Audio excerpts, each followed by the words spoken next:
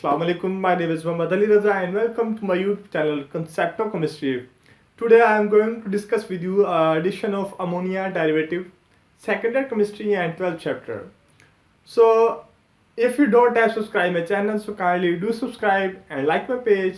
And I am also running the Facebook and Instagram page with the same name Concept of Chemistry, where you can find complete lectures of FSC chemistry soon inshallah.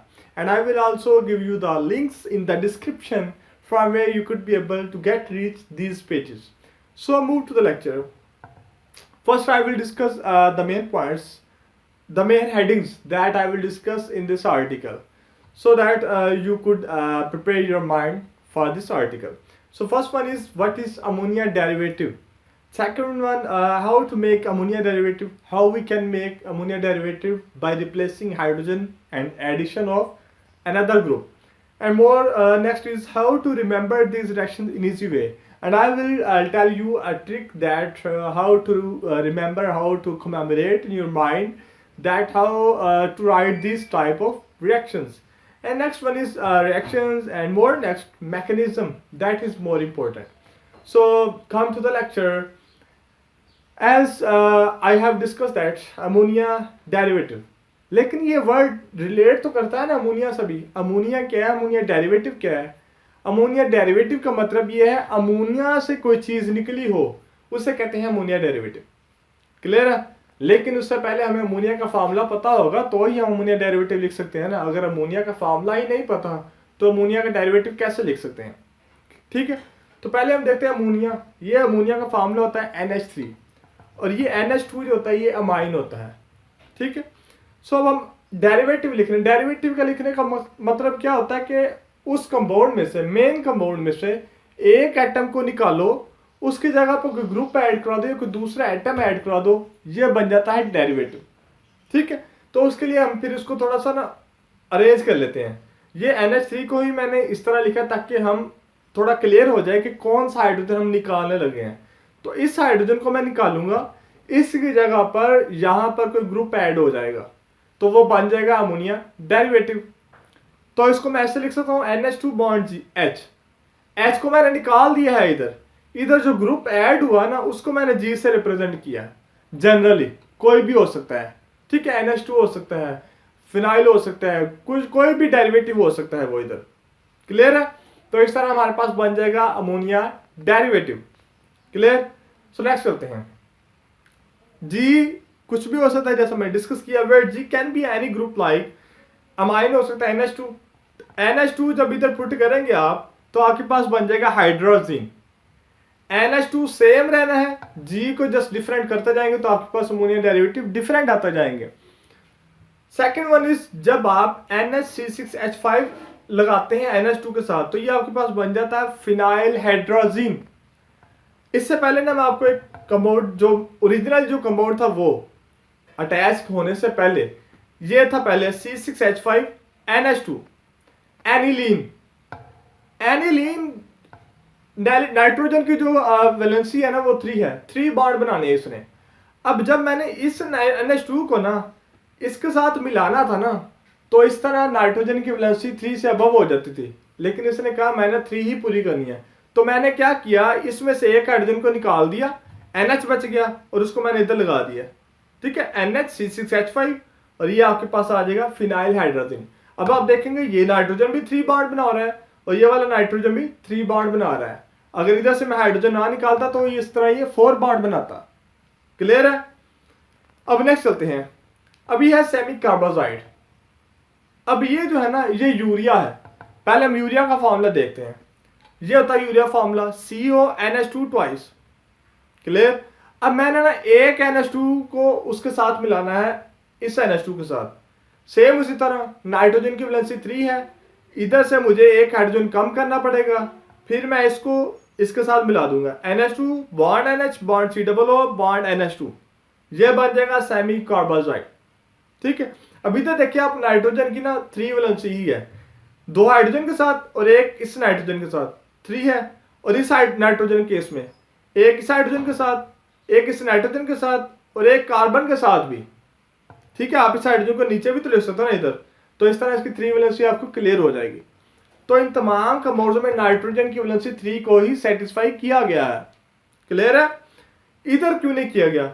इधर क्योंकि उसकी आगे कोई compound नहीं लगा हुआ है NH2 के आगे, NH2 अकेला है, तो इसलिए ये नाइट्रोजन 2 इसके साथ बना रहा है और 2 इसके साथ बॉन्ड बना रहा है नाइट्रोजन के साथ, तो सेम इधर भी नाइट्रोजन, तो इस केस में आपके पास 3 बॉन्ड ही बन रहे हैं नाइट्रोजन के।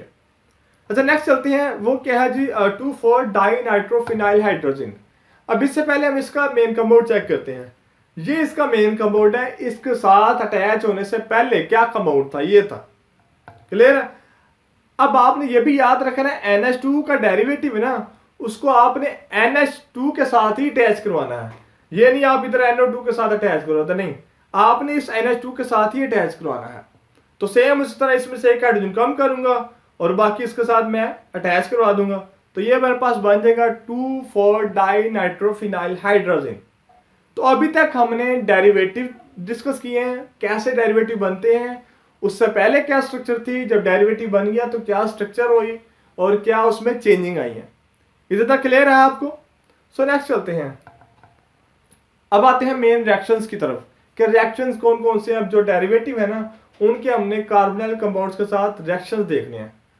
कुछ भी नहीं इसमें मुश्किल, 2 बातें याद रखें, आपके सारे रिएक्शंस क्लियर हो जाएंगे। सारे रिएक्शंस आप इजीली क्या है रिमेंबर कर सकते हैं। 2 बातें क्या हैं, आपने कार्बोनिल के सामने जो डेरिवेटिव रखना है ना, अमोनिया डेरिवेटिव, उसको आपने ऐसे रखना है कि उसका जो H2 है ना, उसको आपने बाहर निकाल के रखना है, ऑक्सीजन के आमने सामने। ठीक है, एक बात ये। दूसरा पॉइंट क्या है, आपने फिर उस हाइड्रोजन और उस ऑक्सीजन को निकाल देना है वाटर की फॉर्म में, और फिर क्या होगा, ये जो डबल बॉन्ड, ये डबल बॉन्ड फिर इस नाइट्रोजन के साथ बन जाएगा। क्लियर है? ये बस चेंजिंग करनी है, सब में ऐसे ही है। तो ये मैंने क्या किया, H2 निकाला, ये डबल बॉन्ड नाइट्रोजन के साथ बनेगा, बॉन्ड OH, ये आपके पास आ गया फॉर्मल्डिहाइड के केस में अमोनिया डेरिवेटिव के साथ रिएक्शन।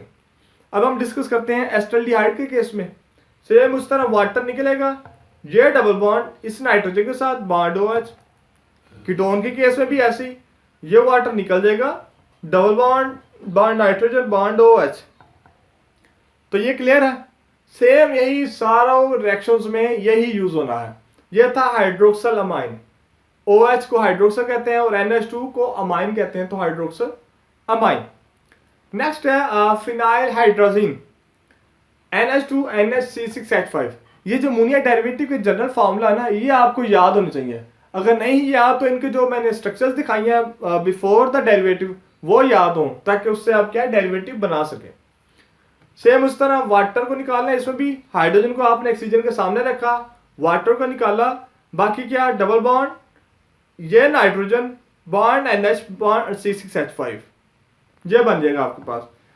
एस्टल्डिहाइड के केस में भी ऐसे ही बनेगा, ठीक है, कीटोन के केस में भी ऐसे ही बनेगा। जस्ट इनमें क्या है, यहाँ पर चेंजिंग आएगी, इधर हाइड्रोजन हाइड्रोजन है, इधर CH3 बॉन्ड H और इधर CH3 और CH3, ठीक है, जो उनके क्या है दोनों आर्म्स वाले साइड पर ग्रुप्स हैं, उनकी चेंजिंग आएगी, बाकी इधर क्या है सेम होगा सारा। क्लियर है? अब आगे है hydrogen, NH2 bond NH2। Same उस तरह हाइड्रोजन को सामने रखो ऑक्सीजन के, वाटर निकालो, डबल बॉन्ड को नाइट्रोजन के साथ अटैच कर दो, ये आपके पास बन जाएगा। सेम उस तरह एस्टल्डिहाइड के केस में और सेम ही कीटोन केस में। इनको मैं जल्दी जल्दी करवा रहा हूँ क्योंकि सेम ही चीजें हैं, तो बार बार डिस्कस करने से लेक्चर बोरिंग हो जाएगा। ठीक है, तो मैंने क्या आपको 2 बातें बता दी हैं, वही आप क्या है यूज करो और इन रिएक्शंस को आप खुद कर सकते हो और बहुत इजी वे में याद भी रख सकते हैं आप। सो नेक्स्ट चलते हैं 2,4 डाइनाइट्रोफिनाइल हाइड्रोजन के केस में। ये है 2,4 डाइनाइट्रोफिनाइल हाइड्रोजन का केस। सेम उस तरह आपने हाइड्रोजन वाला कंपाउंड जो है ना, उसको सामने रखना है ऑक्सीजन के, वाटर निकाल लें, बाकी आपके पास क्या बचेगा, सेम उस तरह ये formaldehyde group, double bond nitrogen bond NH और बाकी कंपाउंड साथ वैसे का वैसे ही अटैच कर दो ये, और साथ में आपके पास वाटर निकल आएगा। ये था फॉर्मल्डिहाइड की केस। सेम उस तरह एस्टल्डिहाइड की केस, वाटर निकाल दो, डबल बॉन्ड को इस नाइट्रोजन के साथ अटैच करा दो और बाकी कंपाउंड वैसे का वैसे आ जाएगा। और सेम इसी तरह कीटोन का भी आप रिएक्शन लिख सकते हैं, मैंने फॉर्मल्डिहाइड और एस्टल्डिहाइड का लिखा है। और नेक्स्ट है जी सेमी कार्बाजाइड। इसका आपकी बुक में रिएक्शन ही लिखा हुआ, तो मैंने इसको क्या है, इसको भी कोड किया कि अगर आप इसको भी अंडरस्टैंड करना चाहें तो इसको भी आप लिख सकते हैं अगर लिखना चाहें तो। सो इसका क्या है reaction, NH2 bond NH CO NH2, ठीक है। ये यूरिया को जब NH2 के साथ रिएक्ट करवाते हैं, अटैच करवाते हैं, तो आपके पास सेमी कार्बाजाइड बनता है। सेम उसी तरह वही प्रिंसिपल है, वही सादा चीज है। H2O निकाल दें आप, double bond, bond nitrogen, bond NH CO NH2, ये आपके पास बन जाएगा फॉर्मल्डिहाइड के केस में।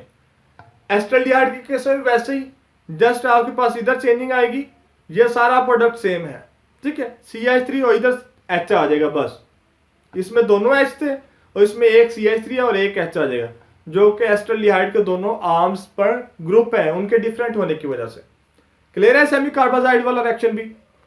अब नेक्स्ट चलते हैं, मेन जो हमारा इसमें बहुत इंपॉर्टेंट होता है मैकेनिज्म किसी भी रिएक्शन का, ठीक है, तो उसको हम डिस्कस करते हैं। अच्छा, आपकी ये ना एसिड कैटालाइसिस की क्लास है ये, रिएक्शन विद अमोनिया डेरिवेटिव। पहले एसिड कैटालाइज का स्टेप आता है, आर्टिकल आता है, उसके बाद रिएक्शन विद अमोनिया डेरिवेटिव है। तो इसका रिएक्शन हमने देखा ना किस तरह एसिड कैटालाइसिस है, ठीक है। तो एसिड कैटालाइसिस का अगर आपको मैकेनिज्म याद है जनरल, तो आप जनरल देखें और इसको देखें, सेम नजर आएगा आपको। क्लियर है। पहला क्या होता था, H पॉजिटिव या प्रोटॉन अटैक करता था किस पर, ऑक्सीजन पर। क्यों? क्योंकि ऑक्सीजन के पास इलेक्ट्रॉन ज्यादा होते हैं और हाइड्रोजन क्या है, प्रोटॉन है, इसको इलेक्ट्रॉन की जरूरत थी, तो ये आया इस ऑक्सीजन के पास।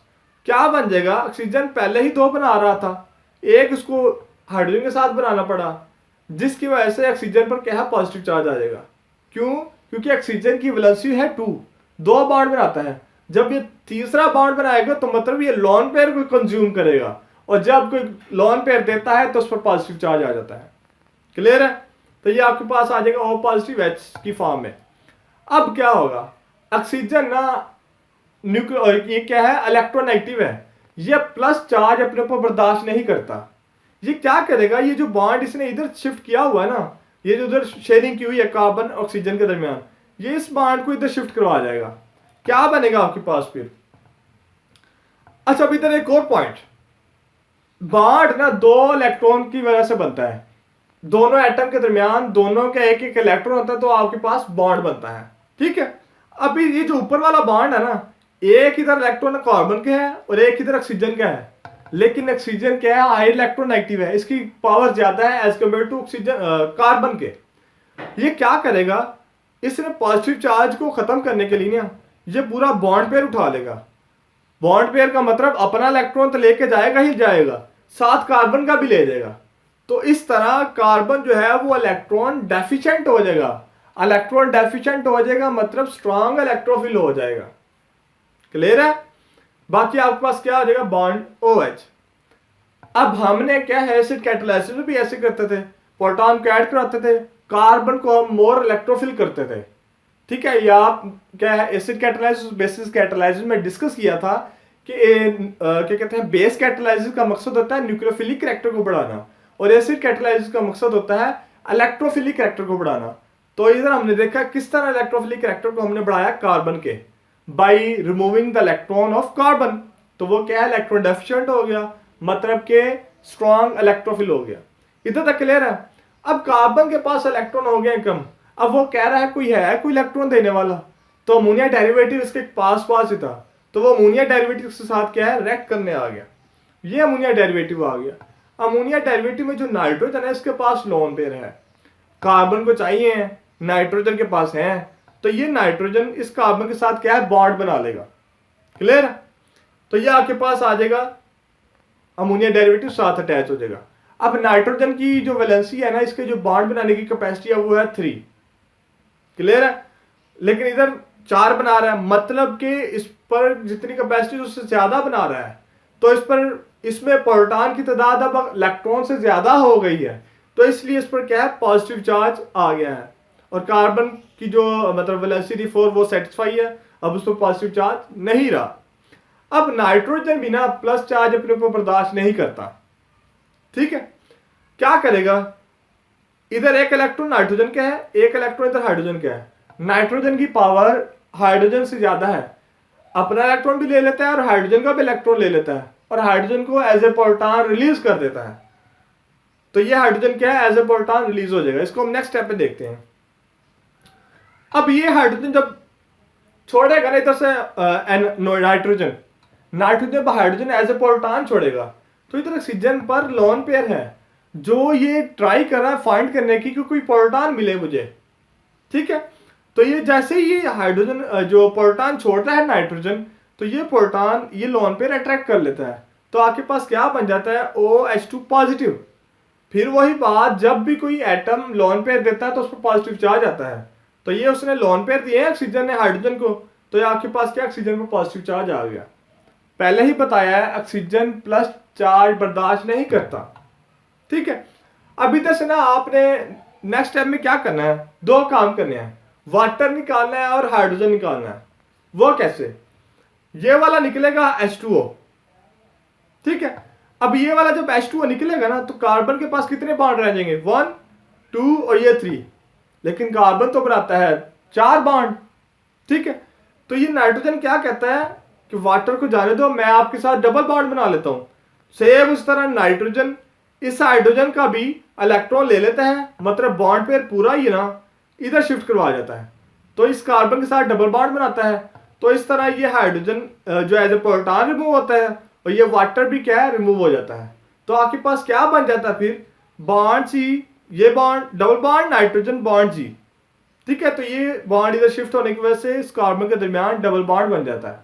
वो जो हम बहुत आसानी से याद कर रहे थे ना कि इस वाटर को निकाला और डबल बॉन्ड नाइट्रोजन के साथ शिफ्ट हो जाएगा, तो ये सारा मैकेनिज्म बताता है किस तरह वो डबल बॉन्ड बनाता है कार्बन के साथ नाइट्रोजन। तो ये था हमारा मैकेनिज्म आज अमोनिया डेरिवेटिव का। इसमें हमने डिस्कस किया है कि अमोनिया डेरिवेटिव क्या है, कैसे बनता है, जो डेरिवेटिव बनता है उससे पहले उसकी स्ट्रक्चर क्या होती है, बाद में क्या होती है, उसके हमने रिएक्शन देखे, क्लू देखा, हमने ट्रिक देखे, कैसे हमें उनको याद रखना है, और हमने उसका मैकेनिज्म भी डिटेल में डिस्कस किया, कैसे इलेक्ट्रॉन खींचते हैं, कैसे इलेक्ट्रॉन डेफिशिएंट होता है, कैसे मोर इलेक्ट्रोफिल होता है। तो ये सारी चीजें हमने इस लेक्चर में, इस आर्टिकल में डिस्कस की हैं। So if you find some good things from a lecture, so kindly give feedback and recommend your fellows. Stay tuned and stay happy. Thank you.